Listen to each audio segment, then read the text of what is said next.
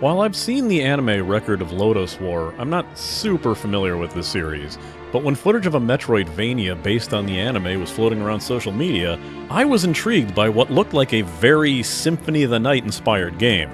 Though I was intrigued and impressed, I was also cautious about how the game would play once we got a playable version. Now that the game reached early access, let's see how Deedlit and Wonder Labyrinth fares with what little we've got to see so far.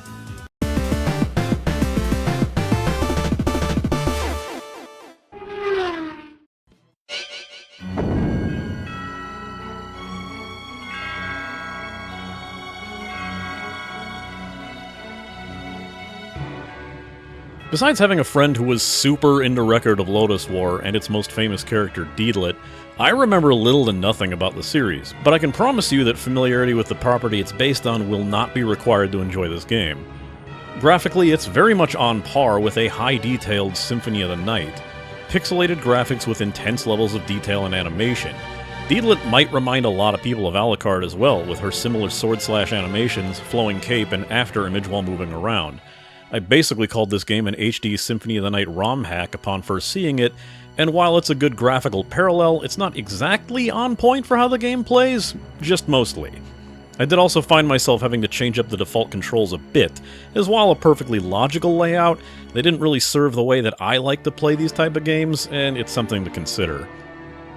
Music in this game is also pretty of the night, orchestral swells aplenty, but with some great synth strings and guitar, and intense tracks for boss fights. They're good tracks so far, but they will feel very familiar. The SOTN ROM hack comparison is pretty on point, to be honest, especially at the outset. Locations are very fantasy and medieval based. Mossy forests and castles abound, with wolves, goblins, lizardmen, imps, and harpies running the gamut of fantasy creatures. In all honesty, it'd be easy to peg the game as nothing special, as it does follow the Metroidvania blueprint to the letter. Save areas heal you to full. Certain rooms will let you teleport to other rooms within the map. Enemies drop weapons to equip and money to shop with. Deedlit, despite being known for her prowess with a rapier and a bow, as one would expect from an elf, can equip any number of weaponry from the Labyrinth, going far enough to comment on the fact that it's unusual for her to do so. These can change up gameplay a bit, in range and playstyle, and they do have some very simple to understand stats, showing not only their strength, but how quickly Deedlit can attack with them. It is interesting to note that Deedlit can attack in 8 directions with these weapons, but you'll need to be in the air for the straight down and diagonally down attacks. The bow can be aimed in any direction as long as you're drawing on it, which is a mechanic used as a basic puzzle-solving method. Many contraptions are roping off access to new items, or even your general path, but Deedlit can cut these ropes free with a well-placed arrow, and metal surfaces can be ricocheted off to sneak the arrow around walls. Most of these puzzles encountered in this current build were based around these trick shots. Bow shots will also use magic to shoot, but that should be plentiful enough unless you're doing nothing but spamming them.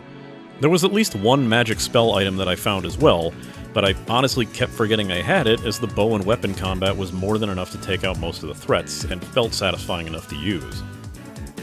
Two major mechanics that set this game a bit apart are elementalism in the form of spirits.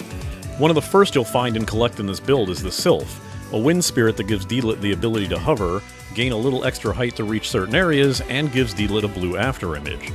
Shortly after that, you'll collect Salamander, a fire spirit that adds flame power to Deedlit's attacks, allowing her to explode certain barrels blocking her path, and giving Deedlit an orange afterimage. Once you have the two spirits, you'll earn cubes upon defeating enemies that'll fill the bar of the other spirit. Basically, if you have fire equipped, you'll fill the meter for wind, and vice versa.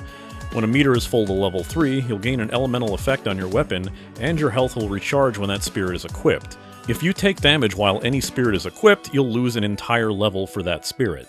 Spirits also have an Ikaruga-style mechanic where swapping between them will grant you immunity to that element. If there's a barrier made of fire, or an enemy tosses fireballs at you, swapping to the fire spirit will render you immune to those attacks. It's unique to this kind of game, but not the first time I've seen it done in a Metroidvania. Remind me to cover Outland at some point, but the first I've seen done in a more traditional styled one.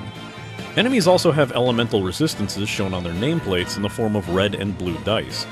Red dice denote resistance, and blue dice, I assume, will show weakness. The higher the number, the more severe that effect. So a red 6 for wind element means that that enemy cannot be damaged while you have the wind spirit equipped.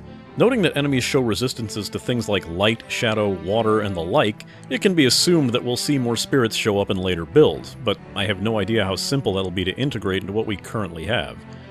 This build's 2 bosses showcase very different styles of fight, as you take on the Blue Dragon Abram, who commands much of the screen in a flashy, intense fight, and conclude the game with Pyrites, the Dark Elf, who's the same size as Deedlit and attacks with magic as well as similar weapons to yours. Both fights are a lot of fun, with interesting patterns to avoid, make good use of the elemental spirit mechanics, and are over with in a fair-feeling amount of time, though Pyrites' defeat ends the game entirely with a to-be-continued screen.